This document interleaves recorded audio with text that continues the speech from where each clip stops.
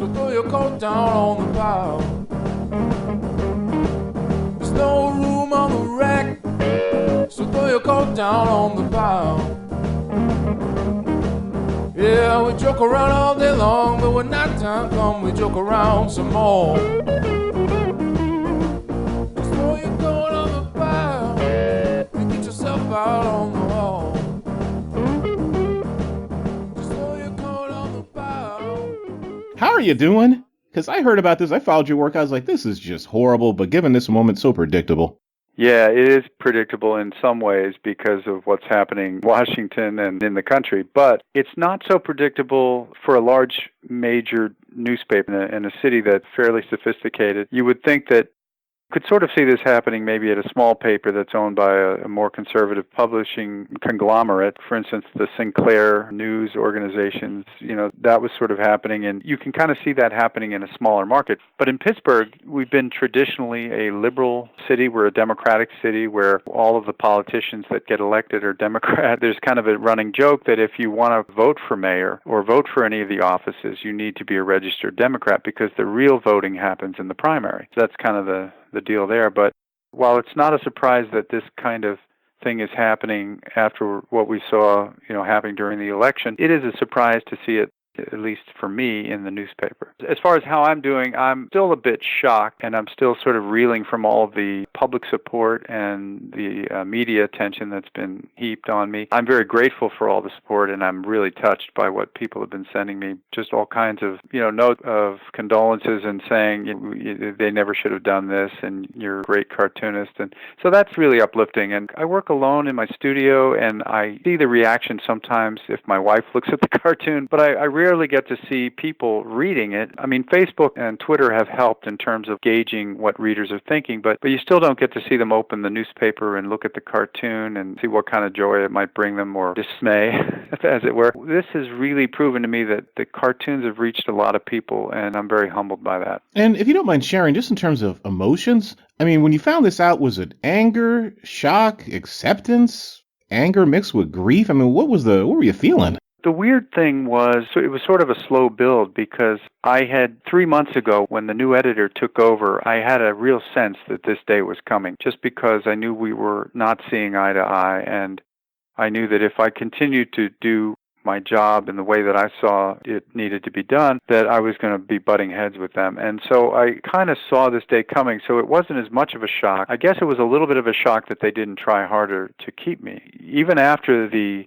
6 cartoons that were killed in a row and the public outcry over that, and they were getting media calls and everything else, even after that, they came to me with a terrible contract and said, "Here, sign this."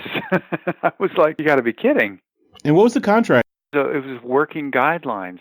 We were much more onerous and draconian than even the way I was working under the new editor. They wanted me to be reined in even more, and I was already having trouble. And so I said, no, I can't sign this in good faith. And I basically responded with, how about we just go back to what I originally proposed and put me on the op-ed page. I'll continue to do the work that everybody loves in the paper, and you guys can have your editorial page all to yourself and not worry about me messing it up. And I had proposed that actually 3 months ago when the editor and I had lunch when he first got there. He said at the time, he said, well, that's an interesting idea, but he never really followed up on it. And then I suggested it again when this all started, and then again after they gave me that proposal. But instead of getting right back to me, they waited a week and a half, and then when I went in to see them again, it was just simply to be told you're no longer an employee. So they dragged it out quite a bit just to kind of make me sweat.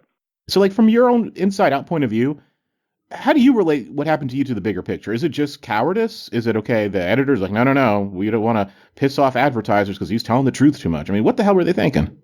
In my opinion, the editorial cartoon is supposed to be provocative. It's supposed to make somebody uncomfortable when they look at it. Now, hopefully you can do it in a way that also makes them laugh or makes them think, and that's what I think I've been doing for 34 years, 25 of those at the Pittsburgh Post-Gazette. Yeah, it's surprising to me when after all those years they suddenly say, hey, that great job that we told you you've been doing, that great job that led us to offer you, on 2 different occasions, we matched an offer from another newspaper who was trying to take you away.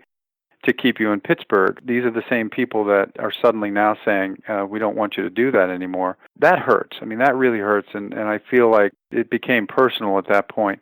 I mean, but in the end, I'm not really so worried about myself, and I'm not as up for myself as I am for the readers of the Pittsburgh Post-Gazette, who are now getting this kind of mishmashed right-wing, one voice only on the editorial page. And whether people believe it or not, it's seeping into the news as well, like the placement of stories, the emphasis on stories.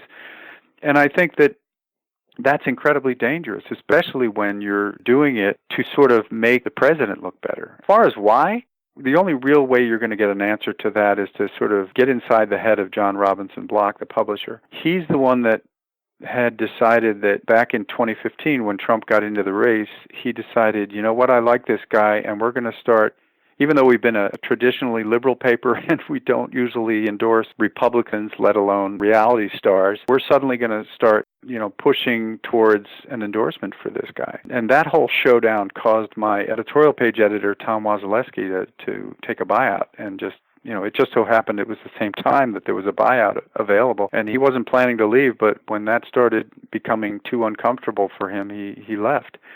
I was considering it at the time, too, because I knew this kind of a showdown would be coming if he kept it up. Now, I thought maybe it would just be an uncomfortable few years until Trump was out of office, and I didn't realize that, it wasn't just that they didn't want me to draw hard-hitting cartoons about Donald Trump, but they wanted me to actually soften them in a way that would make it a much more conservative page. I was thinking about choices. I have to imagine you had a moment like this when this was happening, when they took you aside and said, do X, not Y. You easily could have given in and said, I'm going to keep doing this. I like working here. I'll take the money. And I'll leave this responsibility up to somebody else. And I'm sure a lot of folks in the news media right now, I don't like the word news media, real journalists, real reporters, real opinion writers, real editorialists, cartoonists and the like, are in the same position, and they're going to make a different choice. How did you make that choice for yourself about saying my principles, I cannot be bought out and I'm not going to stop telling the truth? It wasn't easy because when you think about, how you want to end your career or how you want to go out, you don't always create these scenarios where, I'm going to be up against a wall. I'm not going to be able to just retire and have the nice party or the nice lunch or whatever. For me, it was balancing the weight of allowing editors to do their job and being a part of that whole newspaper page, and then allowing somebody to make me into somebody I'm not. Really felt like the difference between, say, my previous editor, Tom Wasileski, and the new editor, Keith Harris, was that Tom always worked with me to make my cartoons better, to check my spelling, to do some give and take if I was maybe covering something that was a little too controversial or trying to do it in a more tasteful way so that the publisher wouldn't kill it, but without watering down the meaning or watering down the message. And so I could keep my integrity, and that was really important to me. I mean, I valued that relationship. They're trying to frame it now as that I was not willing to collaborate and I wasn't good to work with. And frankly, that's just not true. All you have to do is look at all the times that I was trying to cooperate with them and the sketches that I threw away, and I started over many times over the last 3 months. But what it came down to was when it became clear to me that what they wanted was for me to muffle my voice in a way that I had never done in my 34 years as a cartoonist. I knew that this was going to be probably the flashpoint that would mean I would have to make a choice. And the choice would be just to do cartoons that were sort of funny but not offensive in any way to Republicans or Democrats or anybody. Well, they didn't actually mind if I made fun of the Democrats. One of the reasons I kind of blame this on Trump is if Hillary had won, and she did win the popular vote, but if she had been president, none of this would have happened. They would have been happy with my cartoons about Hillary because I would have been kind of hammering away at her. I think for me the moral decision came when I thought, okay, it just came down to, if a political cartoonist doesn't believe in or what he or she is drawing and saying in a cartoon, then where in the paper can you believe anything? And I just felt like I owed it to the readers, I owed it to myself, and I owed it to all the fans that I have out there that aren't even living in Pittsburgh to do the best work that I could, and especially in this time where we have a president who doesn't believe in the rule of law, who doesn't believe in telling the truth, who believes that the media is the enemy.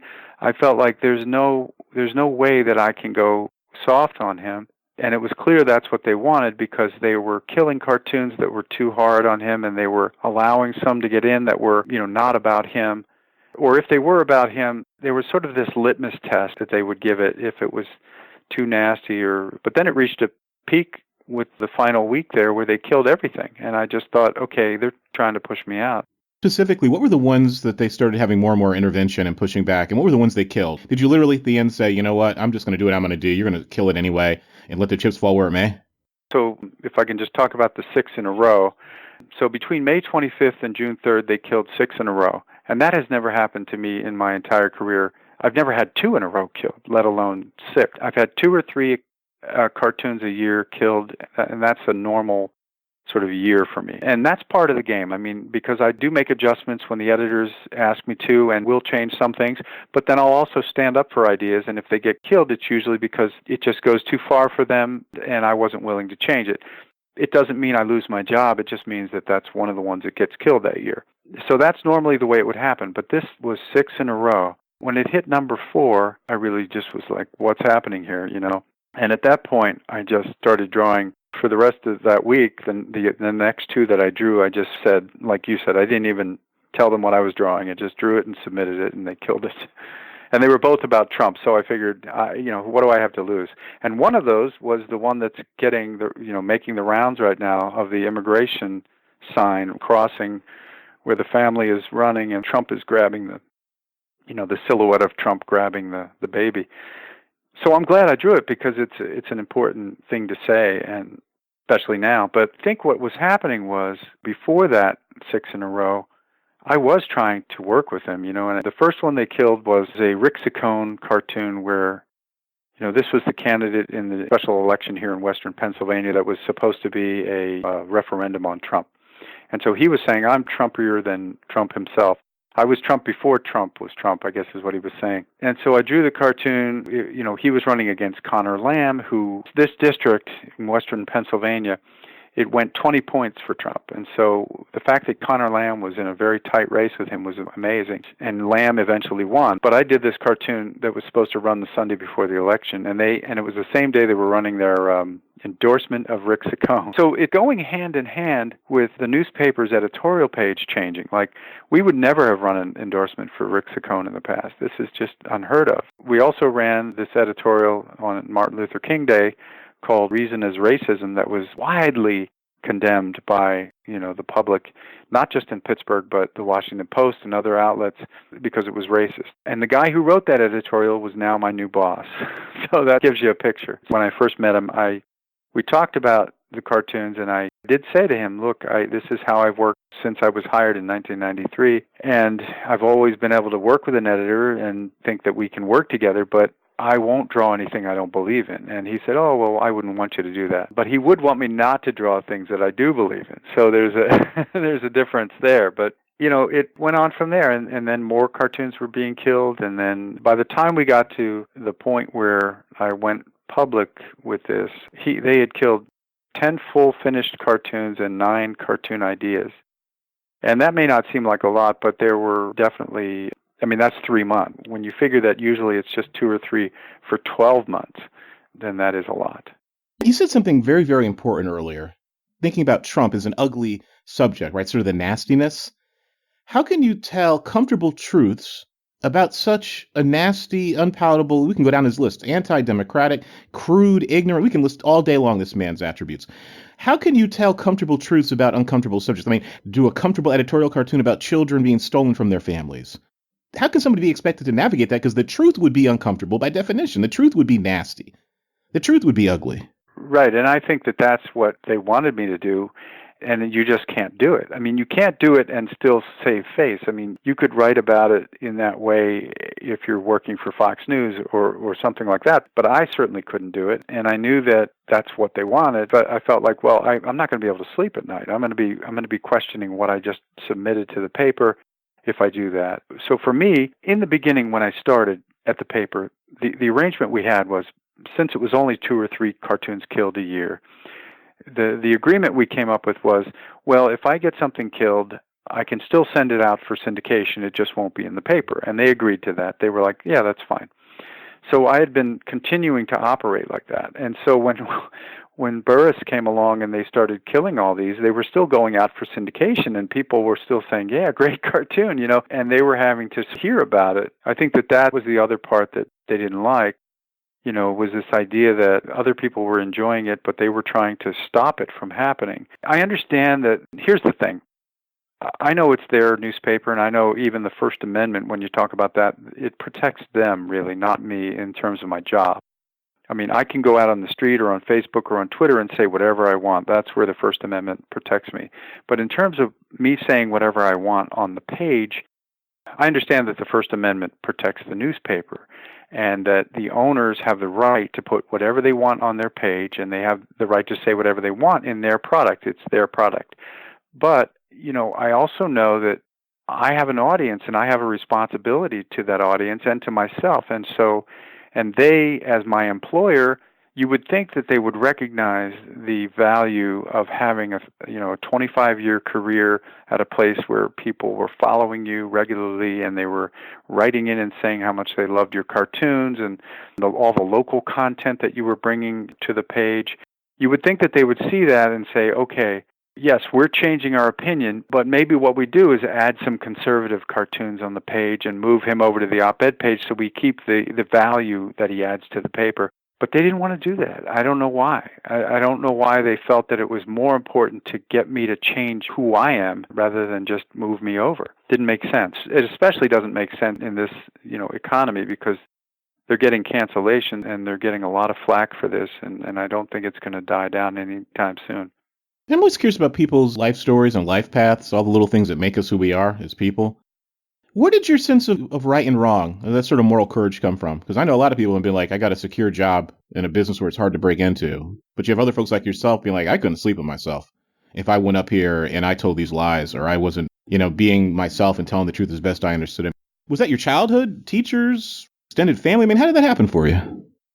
That's a good question. I've been pondering that myself, because here's the thing. If, I don't have children, my wife and I don't have children, but if we did, and if they were younger, this may have been a different decision. I mean, if this had been, 10 years ago and I had a small child or something, but I feel like I've had a pretty good run there. And I think so that was part of the decision, was that I knew that I could take this stand because we looked at our finances and we said, okay, it's not going to be great, but we're going to be okay. That's really important to know. And not enough people in this world have that opportunity, and they have to stay in jobs where they're treated poorly, where they're bullied, where they're sexually harassed.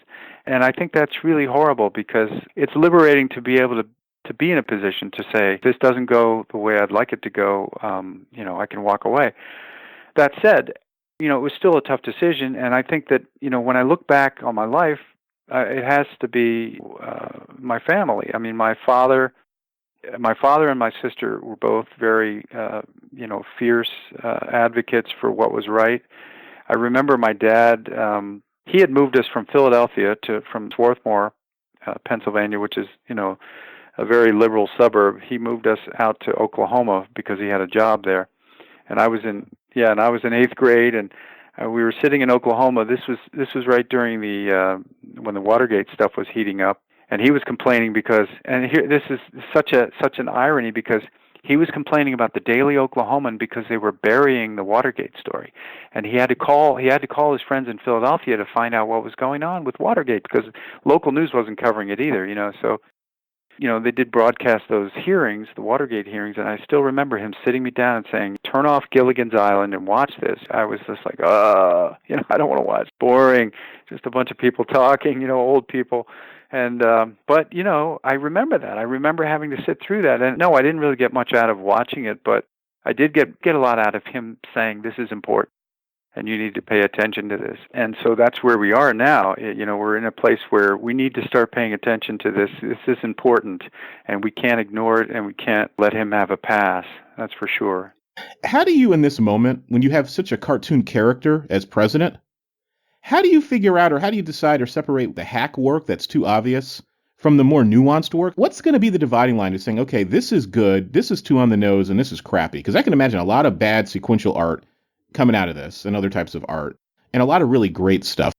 The important part of any creative process, I believe, is to not go with your first idea. You need to realize, if I thought of that so quickly, even if it wasn't quick, then maybe others have thought of it. So that's a good way to sort of avoid the obvious. But then it's just constantly working, and the more you do it, the better you get. And so I have found that going through a lot of ideas and trying to work out what's going to be best and never giving up, because one of the things that has happened is with a deadline, there's a real temptation to just go with it because you're on deadline and you're not going to finish it in time. But I have often been so happy when I pursue the not so easy road and redraw something or recaption something, and it always turns out better. I guess the secret to not doing hack work is practice. I mean, that's the only thing I can say. There are some obvious ideas. The funny thing about political cartooning is that there are cliches in political cartooning, but sometimes those cliches are like the best metaphor. There is a balance of like when it's time to use one of those or not use one of those.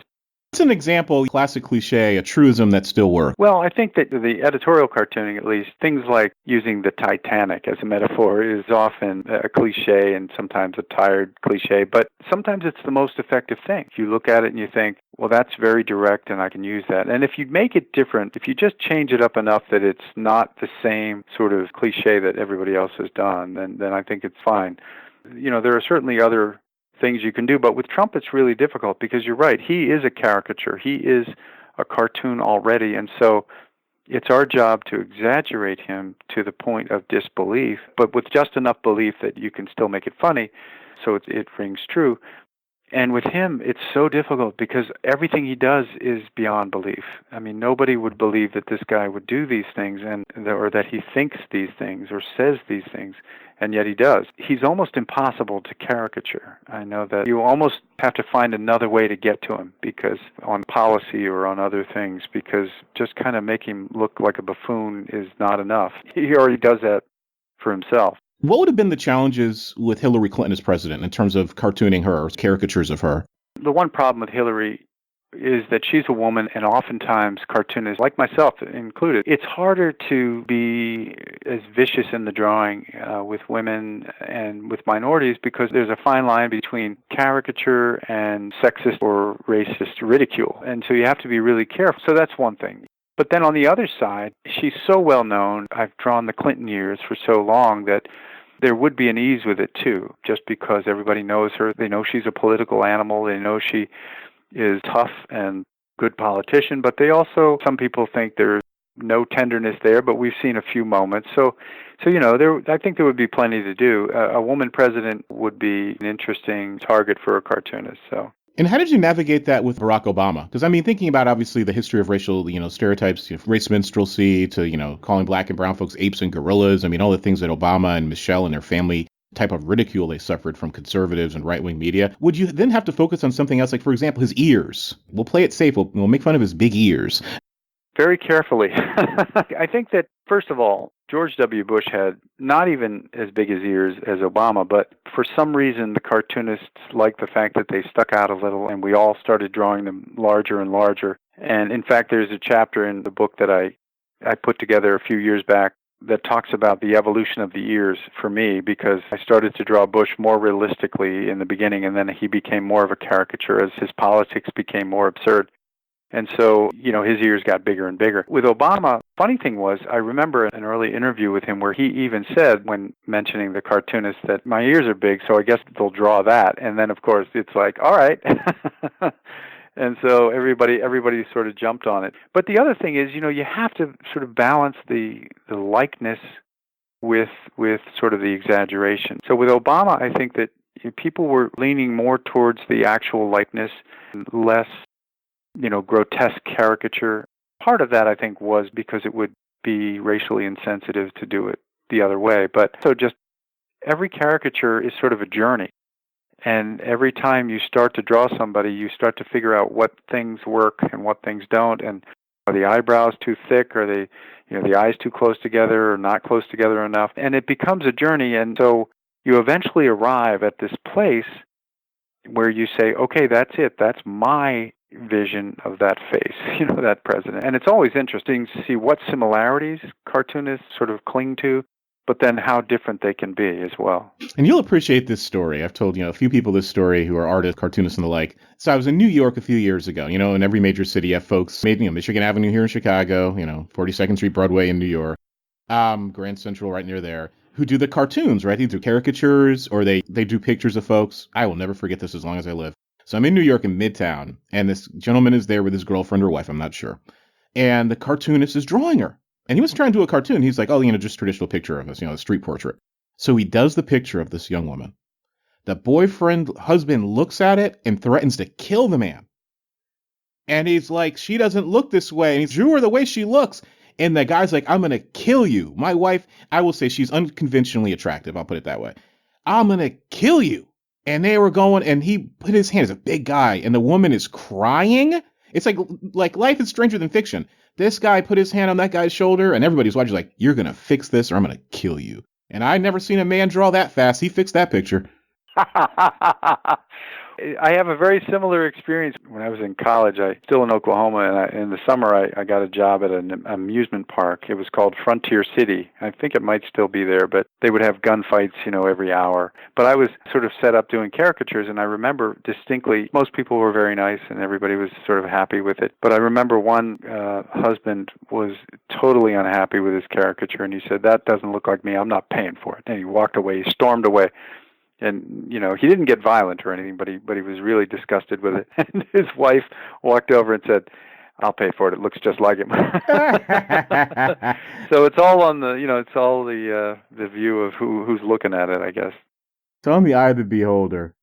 And we alluded to it earlier, but I got to ask it because it's been a source of great controversy.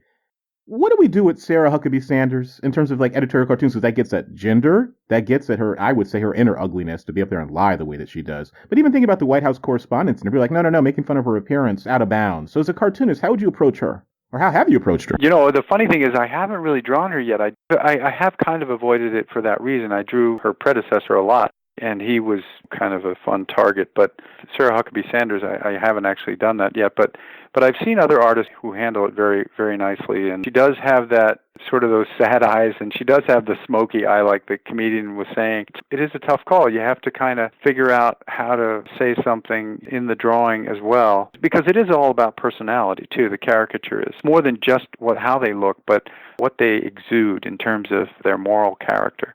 So I do think that some cartoonists have taken license with that, and I think they've done an okay job with it. I have not, drawn her yet, but I was planning on it, so for that soon. The obvious question, what's next for you?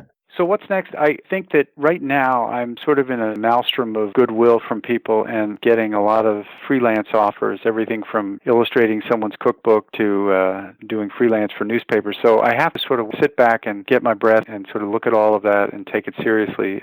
But I haven't been able to sort of get back to that yet. But in the meantime, I want to keep drawing because I think this president needs to be held accountable. So I'm going to continue to draw cartoons for the syndicate and then sort of see what the next thing will bring. I think that it's important to just continue to be who I am, and that means at least 3 times a week I'll be drawing cartoons, about politics. What gives you hope for this country, if there is any, and what causes you the greatest concern at this moment? Well, the greatest concern would be the kind of thing that happened at the newspaper and kind of thing I see happening everywhere else, in that this country is turning into something that we never have been, and it's really ugly, and that scares me.